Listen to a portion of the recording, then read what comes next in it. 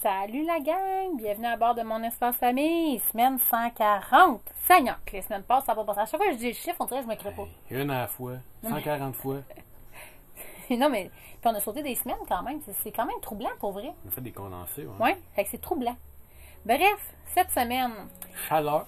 Hey! Chaleur. Chaleur au poil carré, là. C'est violent, là. Au poil. Ah non, mais il faisait chaud, là. Là, tu sais, pour ceux qui nous disent, oh mon Dieu, vous vivez tellement une vie de rêve, c'est tellement fantastique. Mais en fait, oui, mais il faut penser qu'on vit aussi dans un autobus. Donc, quand il fait froid, mais quand il fait chaud, il fait très chaud aussi. Donc, cette semaine, on a eu la chance de pouvoir toujours fonctionner sur notre air climatisé, sur nos panneaux solaires. On était très fiers de nous parce qu'on en avait très beaucoup besoin. Wow. On a fait un petit spécial aussi cette semaine. On a pris un ferry. Donc, on est sur l'île de Terre-Neuve présentement. Et on a pris un ferry pour un traversée pour aller sur une autre petite île. Donc, l'île de Fogo, puis l'île de... c'est Change Island, puis Fogo Island. Oui, ça fait deux, c'est pas une. Oui, ça fait deux îles, effectivement. En tout cas, vous allez comprendre. Donc, on prend notre premier bateau et on débarque à Change Island, où il y a un refuge de poneys. Parce qu'il faut comprendre que quand on recule dans le temps, avant, c'était vraiment, en fait, le poney était vraiment... je vais dire, l'outil, si on veut, principal de l'île pour transporter, pour les jardins, pour les champs, pour tout. En fait. Oui, mais en fait, c'est ça, ils s'en servaient pour faire tous leurs besoins. Puis pendant l'été, ils faisaient juste les lâcher. Fait qu'ils étaient libres sur l'île. Ils se promenaient. Ouais.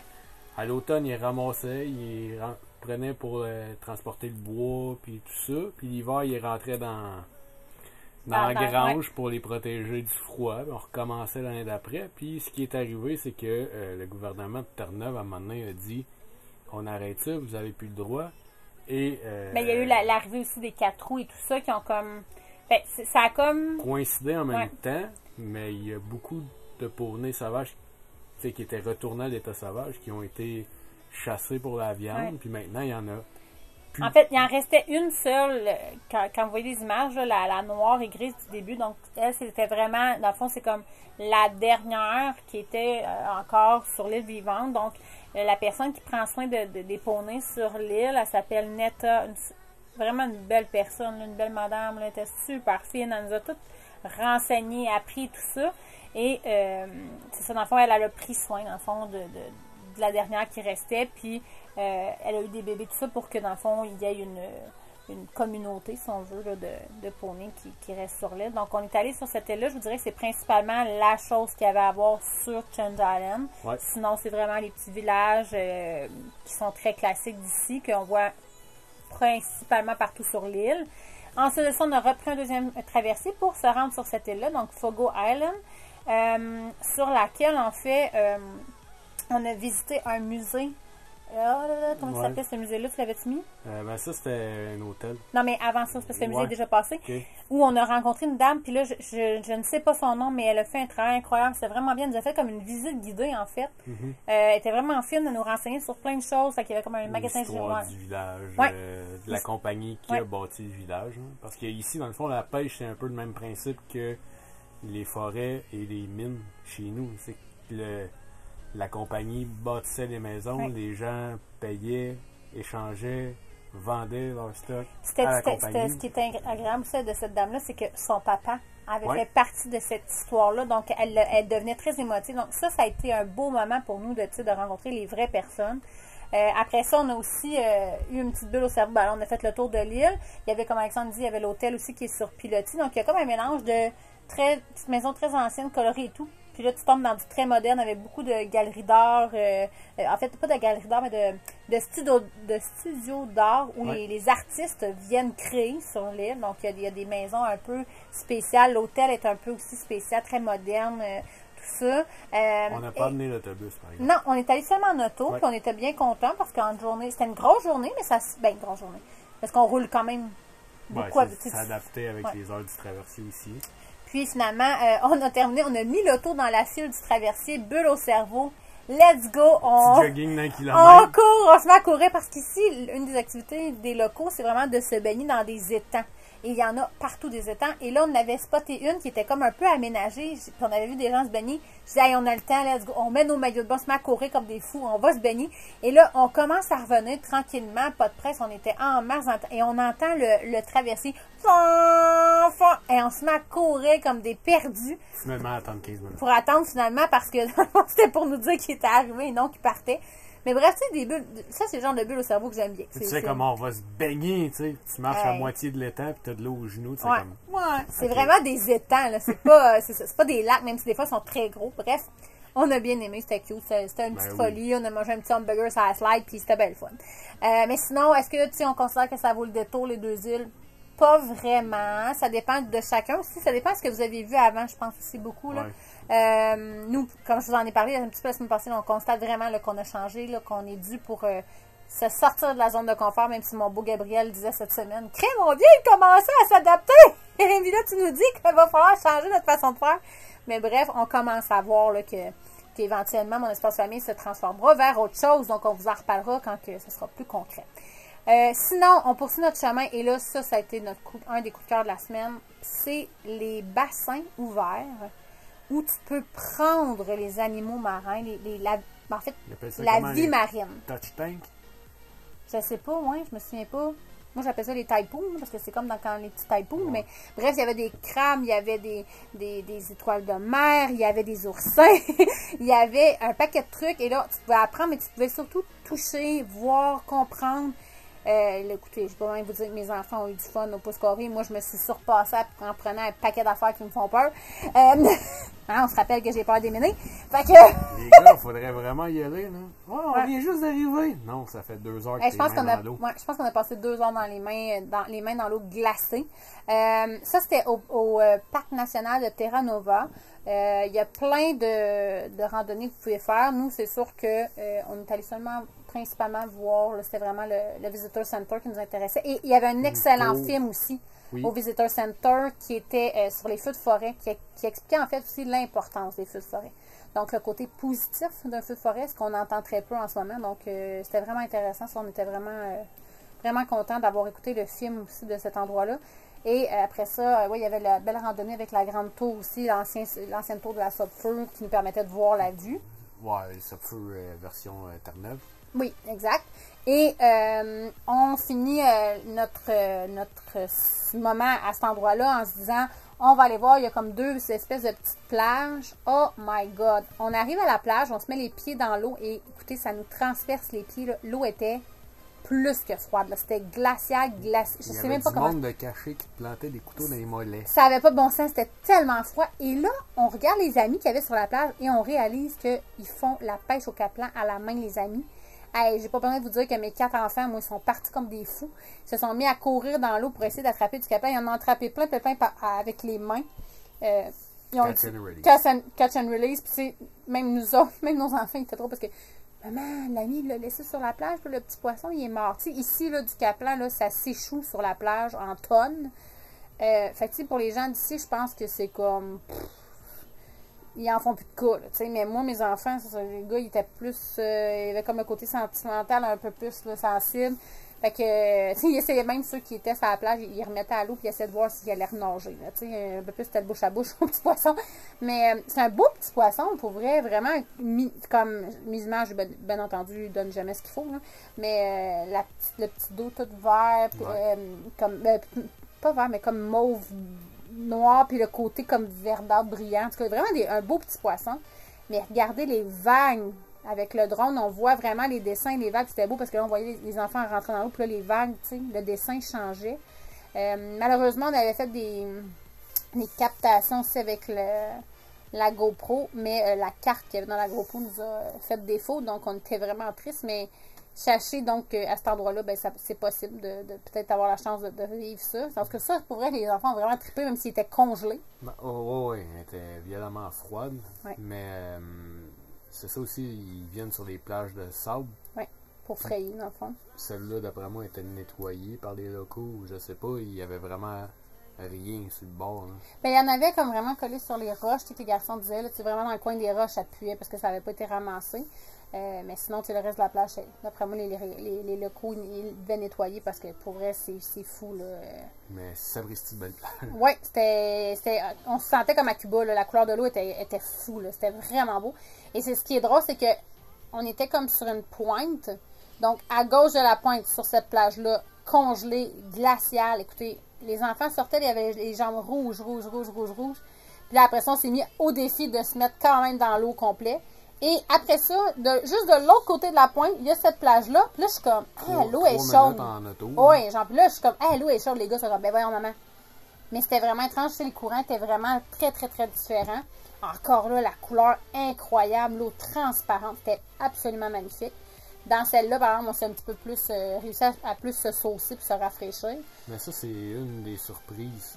Ici, je m'attendais à ce que l'eau soit vraiment plus brouillée. Non, l'eau est tellement claire, là, c'est fou. Clair. Puis il y a plein de méduses. Ça non plus, c'était quelque chose qu'on ne s'attendait pas ici, là, surtout pas à la température de l'eau. Autre place, là, ça, un autre petit coup de cœur de cette semaine, c'est Red Cliff. On est arrivé là, les roches étaient... En fait, ça, c'est vraiment étrange parce que c'est comme notre GPS qui nous a comme imposé cet arrêt-là. Ouais. Parce qu'on a comme ouvert le GPS, puis il y avait comme ça de tagué. Je suis comme, c'est toi? Là, Alexandre dit, non, c'est toi. Je dis, ben non, c'est toi. Puis là, bref, on fait comme, c'est bon. Fait qu'on l'a comme rentré dans nos choses à voir, puis finalement, ça a été un des plus beaux spots à voir aussi de notre semaine. On était vraiment contents d'être arrêtés. C'est comme un mini rocher percé. Mais rouge. C'était incroyable. Puis dans le fond, on s'est arrêté, on s'est même baigné. Il faisait tellement chaud, on a fait fuck off, on se baigne habillé, il fait trop chaud. Donc, on s'est baigné là-bas, mais écoutez, avec le drone, c'est sûr, ça nous donne des images incroyables. Là. Puis on pouvait monter aussi la falaise. Mais c'était vraiment, vraiment beau. J'étais vraiment contente ça, que le hasard fasse qu'on trouve ça parce que c'était vraiment beau. C'était un des plus beaux paysages qu'on a vu en fait. C'est parce que c'est ça qu'il faut comprendre. Tu sais, oui, il y a la partie iceberg qu'on a vécu la semaine passée, qu'on vous a partagé. Mais il y a la partie où ici, c'est très les paysages. Tu sais, si vous aimez ça, rouler, voir des paysages, je vous dirais que c'est la priorité ici à faire et à voir, c'est ça, en fait. Ben, chaque chemin a son paysage, son je sais pas comment dire ça, tu sais, son style, en fait. Son style, oui, c'est ça.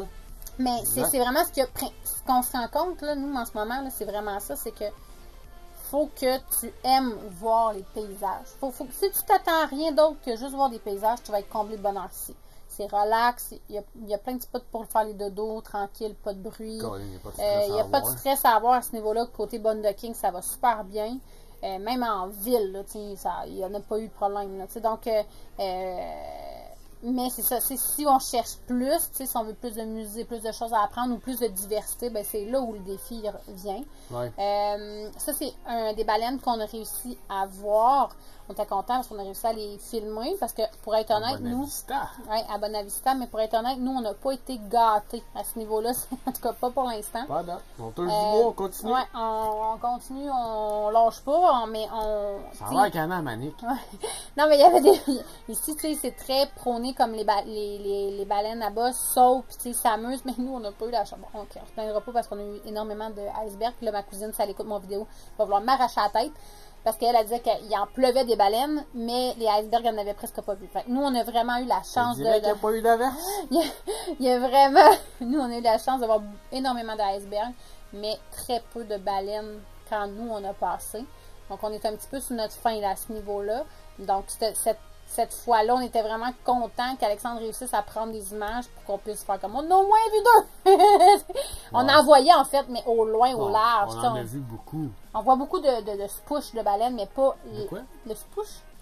Le spouche de baleine, mais on voit pas les baleines sauter, tu sais. Fait que c'est ça qui nous a un petit peu attristés. Puis vous savez, tu sais, on ne paiera pas toujours les tours de bateau non plus à chaque endroit qu'on fait parce qu'on serait ruiné, ça fait longtemps. Donc, peut-être que si vous allez en excursion, à ce moment-là, c'est bien différent. Officiel que vous allez aller en voir. Là, si vous payez une excursion, c'est sûr qu'ils vont vous en trouver, qu'ils vont vous en amener. Ils vont nous en amener. Mais il y a remorque jusqu'à côté du Zodiac. Ouais, le téléphone le matin, puis le soir, ils sont là. N'importe quoi. Ah, je t'ai épuisée. Mais sinon, oui, c'est ça. Donc, c'est ça. Là, cette semaine, c'était dur de quitter les icebergs. Faut le dire, quand même. Il a fallu se donner un petit coup de pied. Ouais, un petit coup de pied parce que pour vrai, c'était tellement beau, puis c'était tellement wow, puis c'est tellement grandiose pour nous que c'est ça. Puis mais pas on le regrette un peu, mais on se dit qu'on aurait peut-être dû encore rester vraiment dans le nord plus longtemps pour enjoyer puis profiter. C'est ça, des icebergs, parce qu'en fait, c'est ce qu'on venait chercher, nous autres. Là. Principalement, c'était ça qu'on venait voir. Donc, on aurait dû encore plus profiter. Mais là, ce que vous voyez là... À Bonavista, On a trouvé un solide spot, on va se le dire. Là. Vraiment beau spot. En fait, vous êtes comme sur des champs communautaires. C'est-à-dire que, là, c'est très drôle. On est dans un coin perdu, genre du village, puis il y a plein d'autos qui passent. Je m'excuse si vous entendez ça passer en arrière. Bref, c'est un champ communautaire. Donc, les farmers, dans le fond, les fermiers peuvent venir porter leurs animaux là. Fait qu'il y a plein d'animaux mélangés. Des chevaux, des vaches. Des petits poneys. Tu viens porter tes animaux là, eux autres, ils mangent dans le champ, puis ils vont bien, ils sont libres, ils sont pas attachés. Il y en avait certains qui étaient attachés, mais principalement pas attachés. Un pâturage communautaire. Et, tu peux aller camper avec eux autres. Ouais, tu peux aller camper avec eux autres. Nous autres, écoutez, ça fait plusieurs mois, là, années qu'on voyage, puis à chaque fois qu'on en voyait beaucoup aux États-Unis, ces affaires-là, mais à chaque fois, on voyait pas d'animaux. Là, on a été gâtés. Clairement, là, les vaches nous ont passé ras la face. Vous allez voir ça. Mais bref, et pas très loin de Bonavista, en fait, juste à côté. Il y a Elliston. Merci, je me souviens plus du tout du nom. Où on peut voir, tu triches, où on peut voir les macareux. En fond, il y a une île là où ils se tiennent vraiment. Et donc, on peut aller, tu vas t'asseoir sur la falaise et le soir ou très tôt le matin, quand on est en petit nombre, puis qu'on ne se tient pas collé sur le bord de la falaise. Il faut comme être dans le milieu, un peu reculé.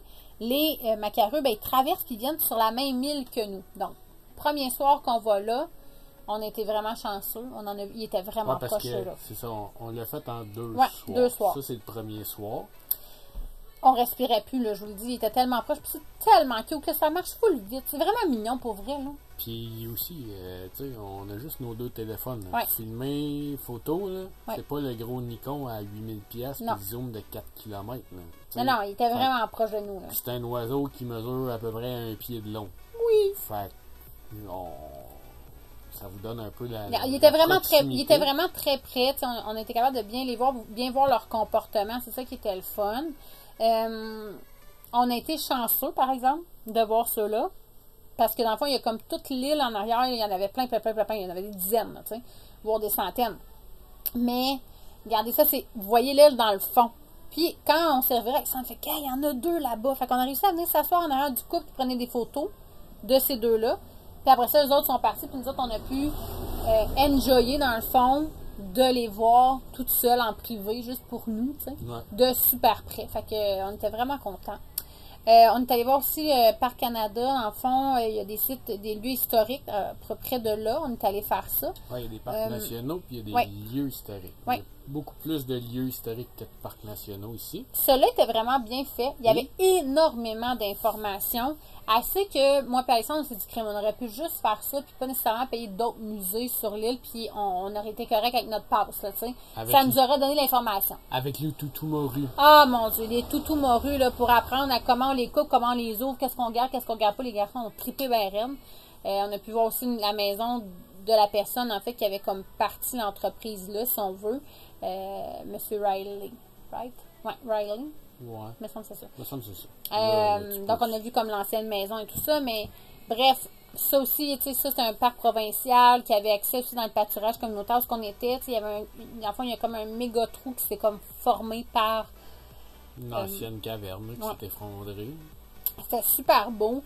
On est allé voir aussi un musée où il y a... parce que dans le fond, on est là où Jean Cabot serait comme arrivé. Johnny.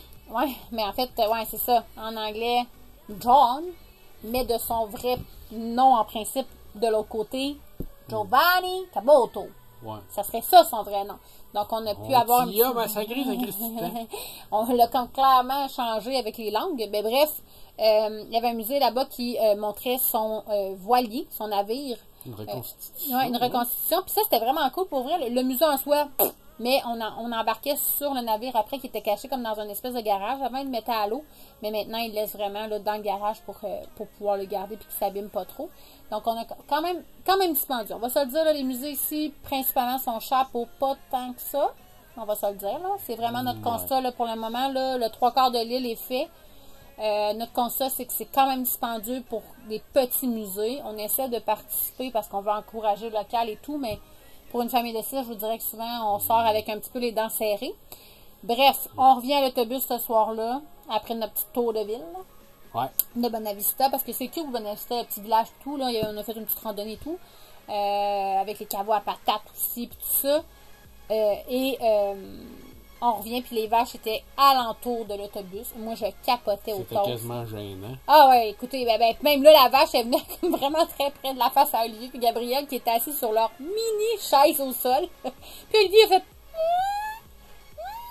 Parce que la vache était vraiment comme face à face avec lui, là, de vraiment proche. Ça vous donne une idée. C'était vraiment gênant aussi de manger les hamburgers.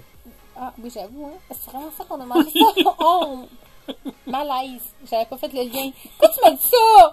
Je pourrais plus jamais manger d'hamburger. On aurait pu jouer à la cachette avec eux autres. Non, c'était caché. Oh. Ouais, non, c'était du porc. Ah, je t'aboute. Bref, ça, c'est le vraiment deuxième cochon. soir. C'est le deuxième soir qu'on est... Je suis tannée. Deuxième soir qu'on retourne voir les macarons. Je me suis dit, hey, tant qu'à y être, allons-y à fond la caisse. Oh, Parce qu'il n'y a pas vraiment d'autres places autour de l'île où tu peux en voir autant des macarons. Donc, on est retourné. On arrive là et un autobus voyageur. Ah! Calvaire. Mais il y avait aussi dans l'autobus voyageur un guide touristique. Et là, lui, nous a Guide fait... photographique. Pardon. Une gang de photographes. Ouais. Et lui, il nous a fait reculer du bord de la falaise pour que, justement, les macareux puissent venir de notre bord, ce que la veille, on n'avait pas vu, tu sais, puis que quand il y a comme personne d'habitué de la place, mais personne ne te le dit, puis il n'y a comme pas une clôture qui dit, tu sais, il n'y a pas personne qui dit, ben, dépassez pas telle corne pour que les macareux viennent de votre bord, tu sais. Fait que lui, il nous a permis ça, puis là, c'est drôle parce qu'il y avait... J'ai-tu le droit d'en parler? Je sais plus. Ouais.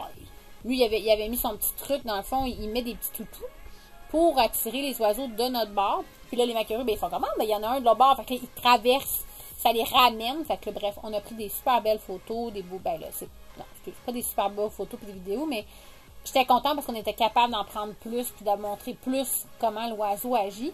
Mais bon, on n'était pas à notre maximum parce que c'était nuageux, fait que nos cellulaires, ça paraissait. Mais on a vraiment eu du plaisir. C'est une activité gratuite, c'était le fun. Ah, si, c'est rare. J'entends le bruit des vagues. Puis après ça, la plus grosse chaise.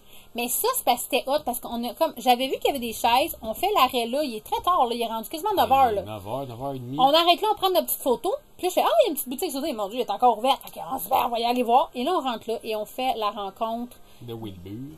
De l'artiste. Quel homme incroyable. Ça a pris 2 secondes. Il fait, venez, je vais vous montrer. Le monsieur, il sculpte dans des os d'animaux, dans le fond, qu'ils trouvent partout, là, en forêt, tout ça. Des cornes, peu importe. Et là, il taille là-dedans pour faire... Ouais, il sculpte pour faire des... C'est hallucinant. C'est fou, là. Il a montré ça au garçon. Il nous a montré ça pendant une demi-heure, à peu près. Puis on n'a pas filmé, de un, par respect, parce qu'on voulait pas montrer nécessairement sa technique pour que n'importe qui fasse ça.